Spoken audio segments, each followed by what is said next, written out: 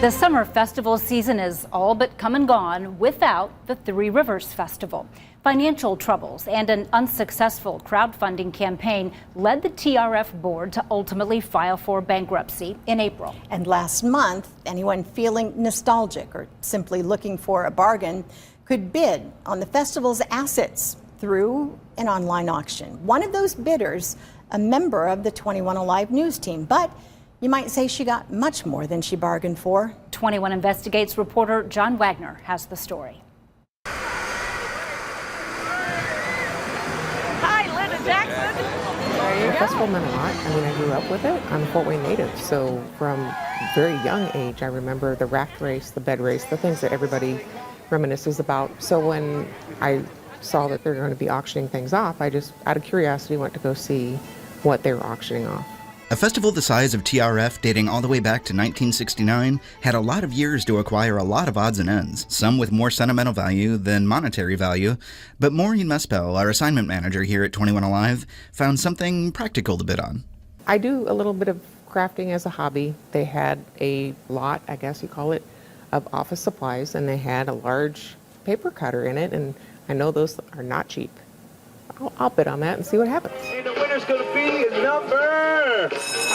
I won it for $16. Mo was excited about the bargain as she drove down to Krugerberg Auction and Realty in Decatur. But when she got there, she realized her lot had a lot more to it. It filled up the back of my car. When Mo got home, she started sorting through a small mountain of unused wristbands, office supplies, and a book on how to manage not-for-profits. Quite a few binders. When I opened them up, I realized there's a problem. The problem was, somehow Mo's $16 purchase included the sensitive personal information for dozens of performers, police officers, and others who had worked the festival between 2018 and 2019. Names, addresses, social security, canceled checks, copies of driver's licenses, fronts and back. That's not good. 21 Investigates has kept those documents in a locked office since they were discovered, but in reviewing them, we found some familiar names, including a performer we chose to keep anonymous given the circumstances. My identity was sold for $16. That makes me want to cry. Honestly, that's so terrifying. Understandably for this performer, it was a bit unnerving hearing her personal details read aloud, like her full address. Yeah, I lived there for like 5 years. And her social security number. Yeah, that's scary. I don't like that. It's unsettling. Your personal information on paper being sold for $16 at an auction, like that blows my mind. How irresponsible and unorganized do you have to be to have that happen? That question raises another. Who's at fault for these sensitive documents being lumped into an auction lot full of office supplies? That's been the conversation all along. Who was responsible for this? I would say both the festival and the auction house have some part in this and definitely a responsibility to make it right. 21 Investigates has been in contact with Krugerberg. The auction house tells us this has never happened before and that they have procedures in place to dispose of sensitive documents when preparing for an auction. And while that may be true, the fact remains that tax forms and more for some 68 people were included in the lot that Mo won. Is there more? I don't know. They went through all the other lots and they believe I'm the only one that had sensitive information. So whether or not it's true that the only sensitive documents sold through that auction ended up in the hands of our 21 Investigates team, for people like this performer, there's now a looming feeling. That is how it feels. Like there's another shoe that's going to drop at some point, and I need to prepare for it, and I have absolutely no idea how to prepare for it. So what's next? Has a crime been committed? The Allen County Prosecutor's Office tells us that if anything, they believe this would be a civil matter. And as for Mo, all I wanted was a $16 paper cutter, and now I have this. For 21 Investigates, I'm John Wagner reporting.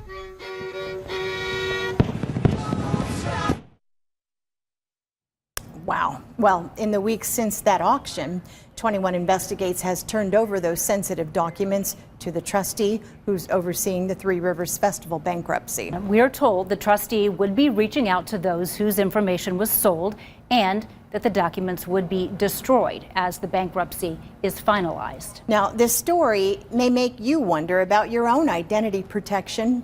If you had your social security number, bank account information, and more leaked, we wanted to know what could be done to protect against identity theft. And John got some helpful tips from the Better Business Bureau of Northern Indiana. What can people do when all of that information has been compromised? Well, first of all, don't panic. But what the BBB recommends is that you put a credit freeze on your credit report. So there's 3 repositories. They're Experian, Equifax, and TransUnion. Put those credit freezes on there so that no one can tap into your credit reports and they can't pretend to be you and open up credit. Another thing, just use multi-factor authentication. Make sure your financial websites, any banks, any credit card companies, make sure all of those have that multi-factor authentication, which makes you verify that it's you via a text or a phone call or an email. Then another thing we recommend, just make sure your social media pages are private and not public, because the scammers are trying to snag things like your photos, especially if it's public, and then any information that you post. Again, they're trying to piece together a picture in order to steal your identity. Some very good advice. And if you think your identity is stolen or placed at risk, you should follow all of it.